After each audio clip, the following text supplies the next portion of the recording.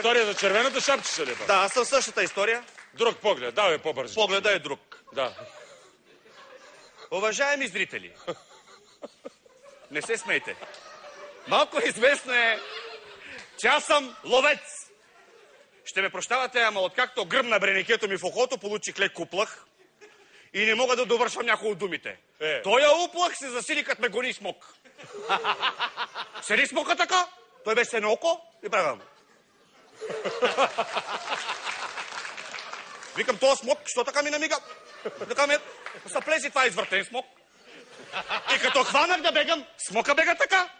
Аз бегам така, да го бих по права линия. Той малко се бави на завоите.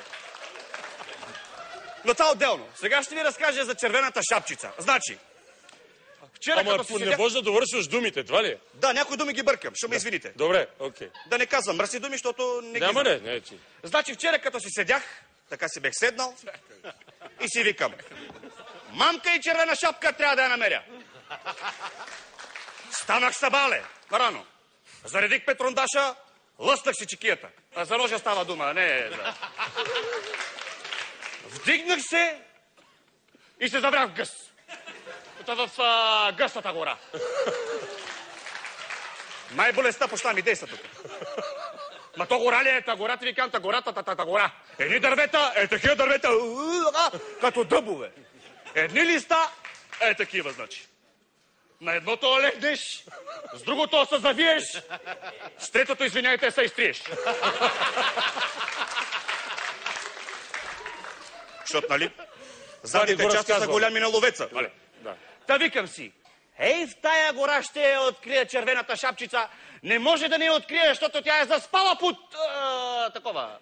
някое дърво. Не мога да... И тъкмо така си вървя из гората и насреща ми катерица.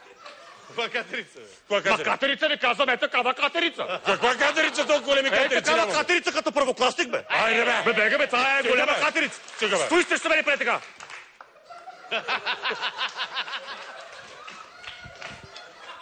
Викам, каква е тази гад, бе? По едно време дойде още по-голема катерица. Ела да гледаш другата катерица. Така. Станаха две катерици. Още така. Едната катерица, гола катерица. Това е много редък. И така как се ослушвате? Дай се ослушваме. Да. Едната катерица цуне другата в устете. Не, бе, така.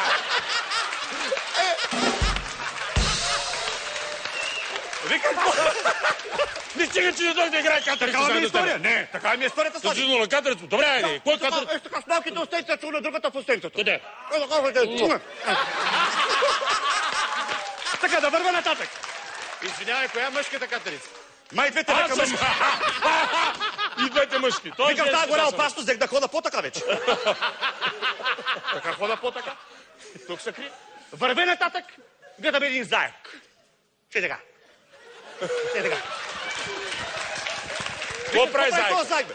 Бе, беше заклещи опашката, ни гразни, не мога да тръгне да избега от страха. Викам, това трябва нещо. Това страшна работа. Върва, значи, оглеждам се за червената шапчица, очите ми на 4, слъха остър, а къла тъп. И изведнъж насреща ми вълк. Кой? Вълк! Викам на вълка. Ти на колко години си, бе? Той вика на 84. Стига, бе. Ма викавам, вълк така гледа. От главата до опашката 2 метра, нема ви лъже, така е. Наобратно 4.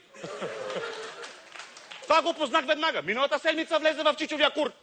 В чичовия курник. И натръшка половината стока. Даже беше закапала на чичо белия гъс. Белия гъсок. Голям гъсок беше, бе. Такъв голям гъсок, като агне. С крила. Той даже чичо, като му подряза крилете, леля почна да го дой.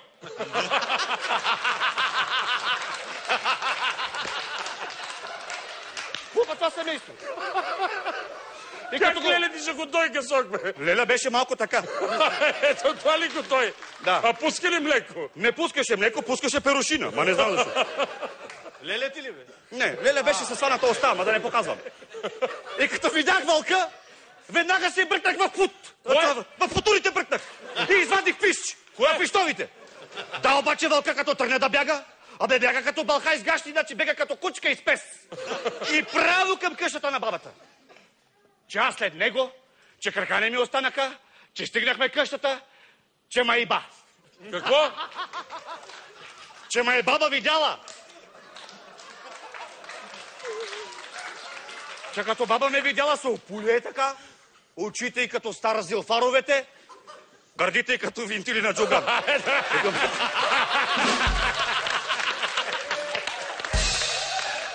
По-надолу не видях. Не. Май беше разпънат гарванче. Не. Не съм видял, не мога да спора. Добре. Това, което не виждам, не казвам. Да. Вика ми, бабо, защо си толкова големи очите? А тя вместо да каже нещо, че не е така вижда. Викам, бабо, защо ти е толкова голяма устата? Тя пак така, нищо, само седи и гледа с отворена уста е така.